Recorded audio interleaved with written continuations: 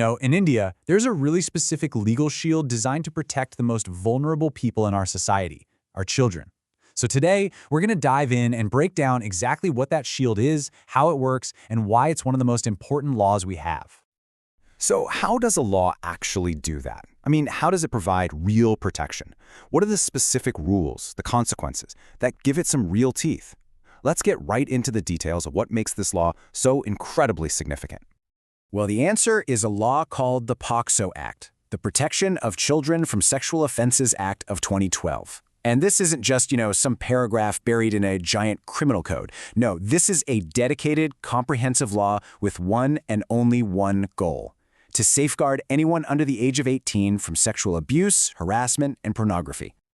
Okay, to really get this law, you have to understand the two core principles that everything else is built on. First off, it is completely gender neutral.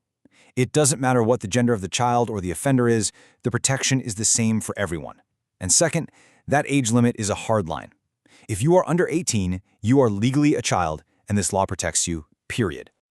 So, here's our game plan for this explainer. We're going to start with the basics of the Act, then we'll walk through the whole spectrum of offenses. We'll get into the specifics of assault and what makes certain crimes aggravated, and then we'll cover harassment and pornography laws before wrapping up with a look at why this all matters so much. All right, first up, let's just lay down the fundamentals of the PSO Act. This will give us a really solid foundation for everything else we're about to cover. Now, one of the most important things to understand about this law is that it's not a one-size-fits-all kind of deal. It's smart.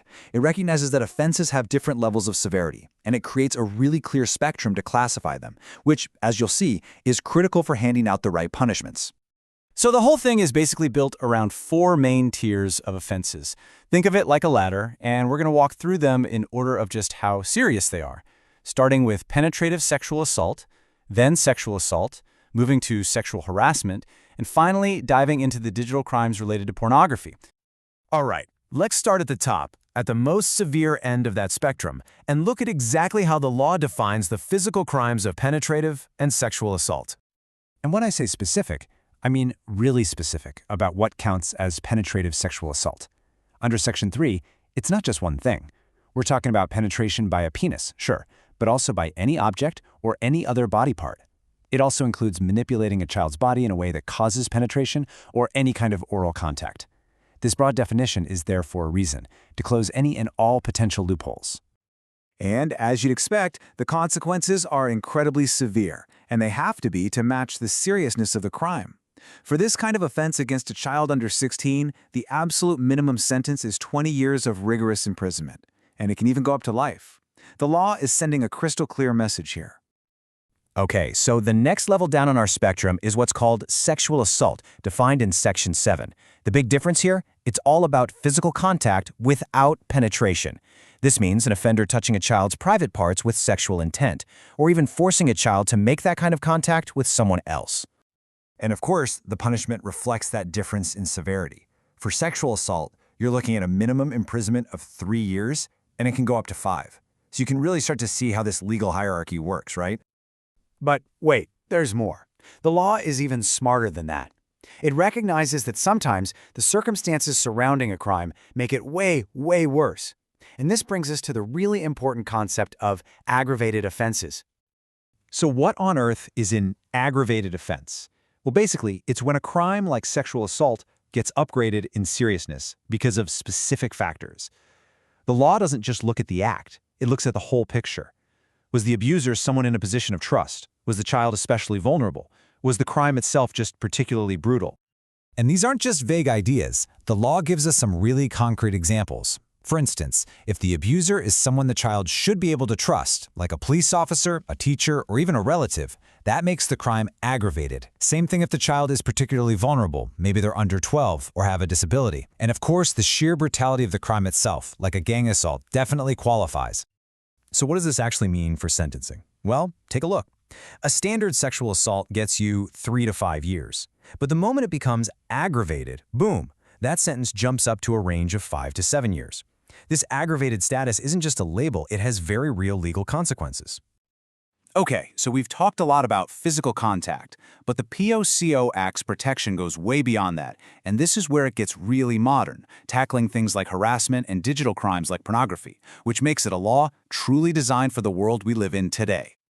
So let's talk about sexual harassment under this law. It covers a whole range of abuse that doesn't even involve physical touch. This can be someone saying things or making gestures with sexual intent, stalking or constantly following a child, and that includes online, or even threatening a child with pornographic material. The law is also, and this is so important, extremely tough on pornography involving children. It's illegal to use a child for pornographic purposes in any kind of media, or even to just show a child in an indecent way. And get this, under Section 15, simply storing or having this kind of material on your device is a serious crime.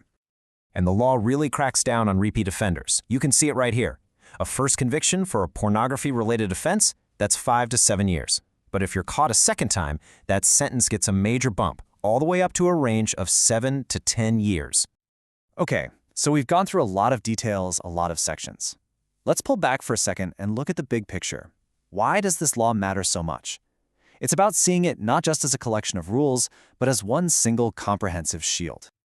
So if you remember anything from this, remember these key points. First, the POCSO Act is a seriously powerful and specific legal tool. Second, it defines a whole spectrum of offenses, from the physical all the way to the digital. Third, the punishments are severe, and they get even tougher when there are aggravating factors. And most importantly, the law's #1 focus is always the protection and well-being of the child. And in the end, it all circles back to those two fundamental ideas we started with. The law is totally gender neutral, protecting every single child and applying to every single offender. And that age limit? It's an absolute line in the sand, under 18. So, we'll leave you with this question to think about. Look, understanding the law is the first crucial step. But the next step, the one that really matters, is asking ourselves, how can we take this knowledge and use it to actually empower our communities and build a safer world for every single child?